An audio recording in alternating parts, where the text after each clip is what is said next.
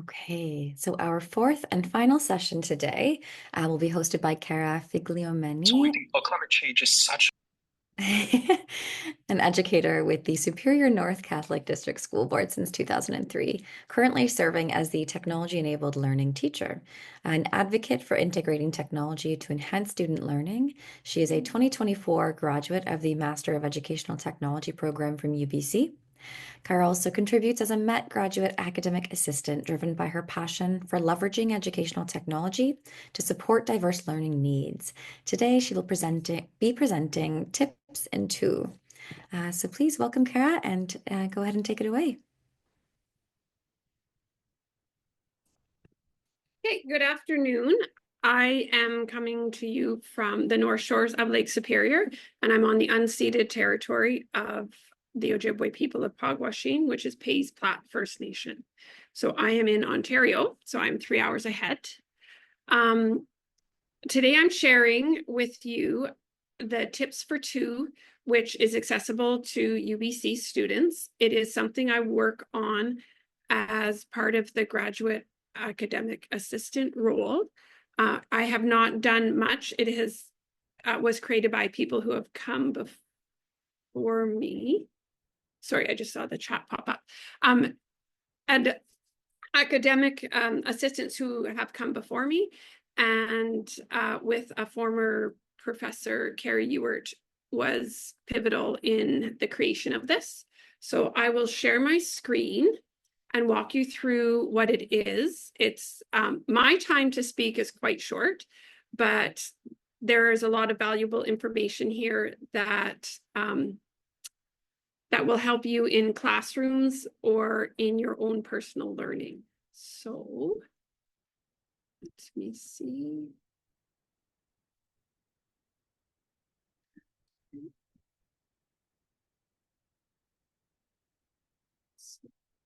Sorry.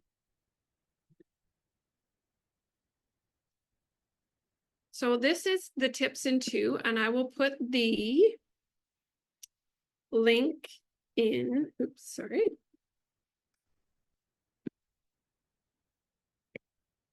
Just put that in the chat.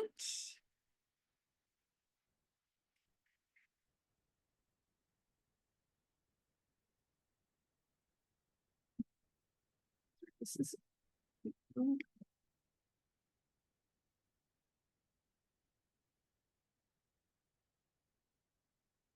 1 second here, that didn't copy.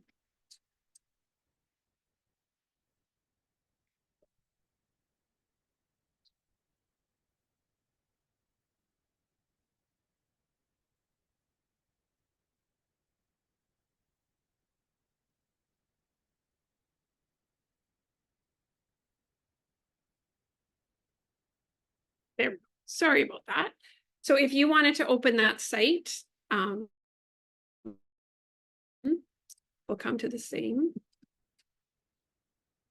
I just want to get back to my screen here. Okay, there we go. So tips in two are, just like it sounds like, very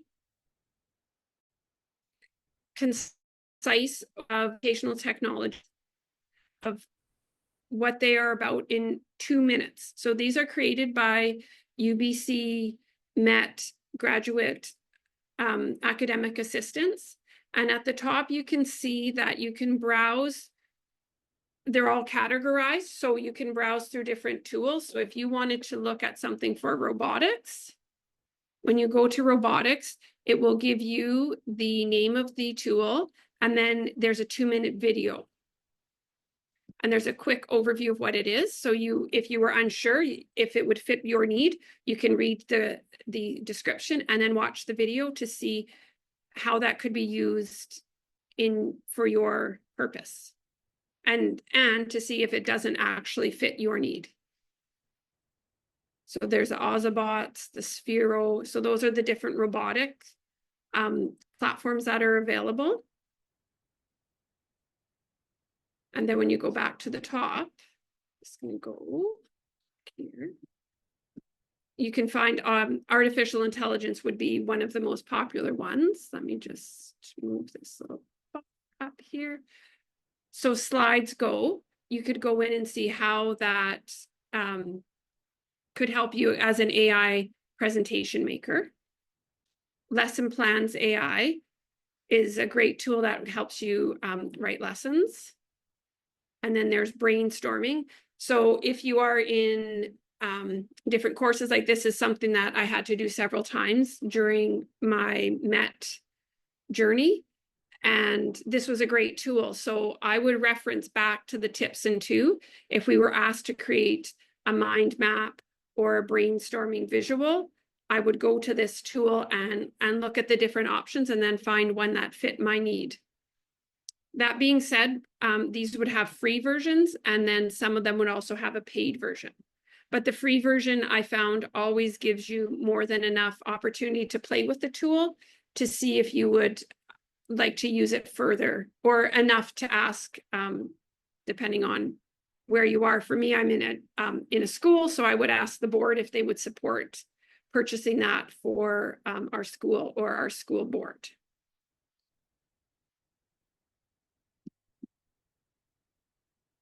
Does anyone have any questions? Did you want to take some time to look around at this?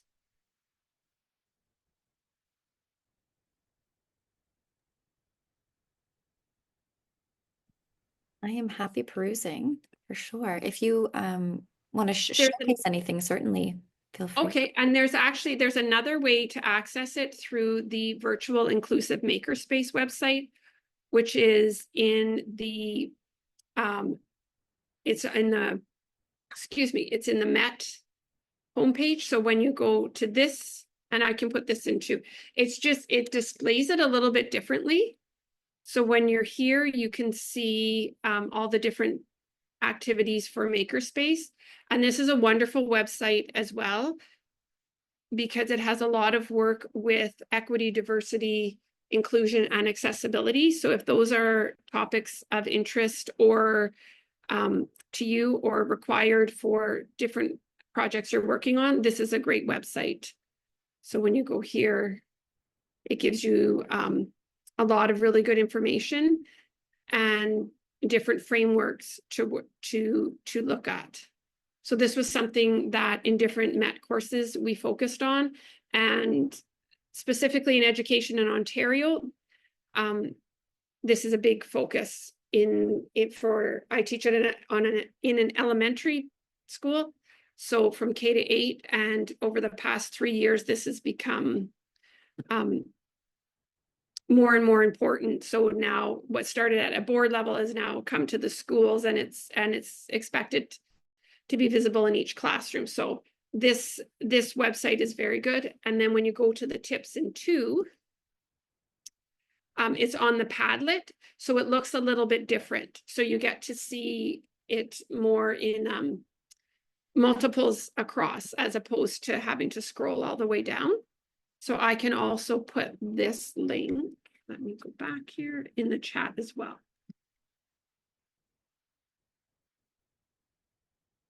And you do not need any login information to access the tips in 2, but you would need to create your own account once you, if you choose to use the tool.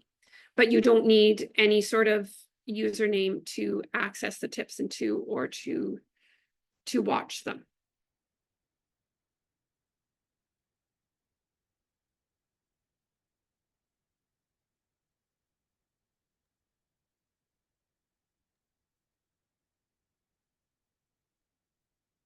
And again, along the left side of my screen, you can see how it's organized as well, which is mirror to the other website. It's just visually, it's laid out a little bit differently. Looks great. It looks like Gabrielle has a question for you. Go ahead, Gabrielle. Hi, Cara. Thank you for presenting on this. I think this is a really amazing resource, and it's there's just so much here. I guess my question is sort of around like the selection process with some of these tools. I mean, there are some tools that I'm very familiar with, and then some that I have no idea about, which is really interesting. It's cool to see what's here. But is there sort of when you're thinking about tools to sort of include in this resource, is there any sort of I guess criteria that you're looking for, or is it sort of based on popularity? A little bit of both, because if students have reached out and have expressed interest in specific tools, then we'll investigate them. Carrie was very active in selecting which tools we would highlight. So in her teachings, she was constantly exploring because she was big on that virtual reality, AI, makerspace. So in conversation with her students, if things came up and she learned about new tools, then she would bring it forward and we would create a tips and tools. So it was both popularity and then student voice as well. Great, thank you.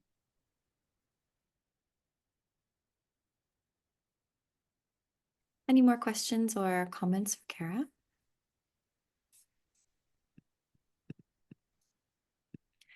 I'm wondering how often the tips and tour are updated, or how often you select a new tool and upload the videos, and if there's a system for that, or perhaps it's because of the student demand.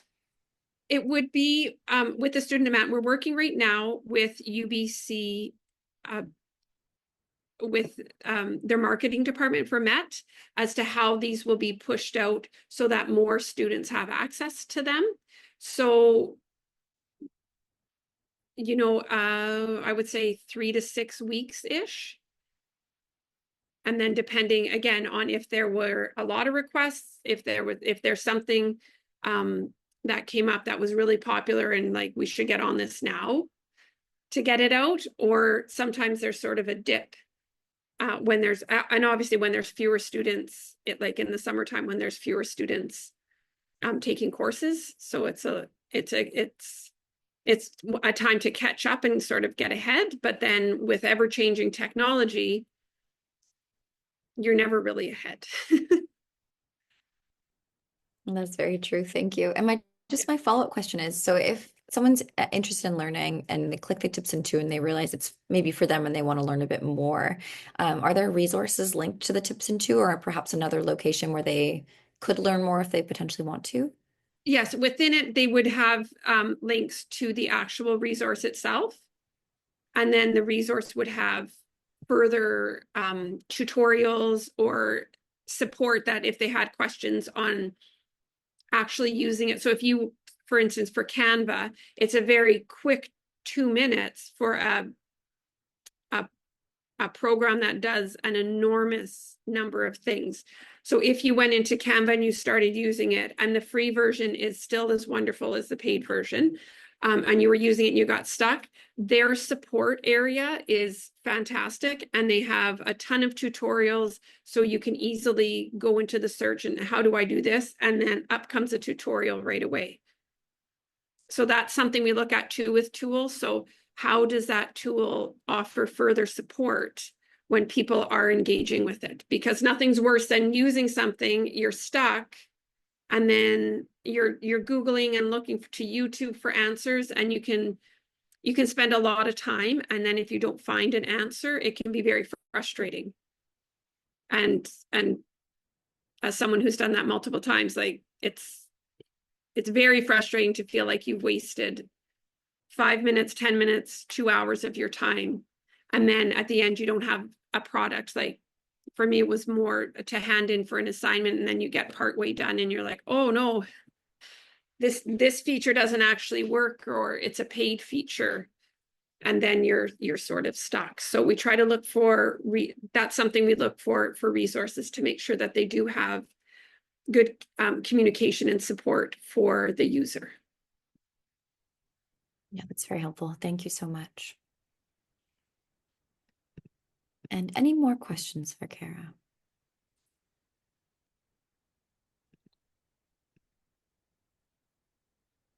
Okay. Wonderful. Well, thank you so much, Cara. That was very, very helpful. I love the idea Thank you of for tips and having tools. me.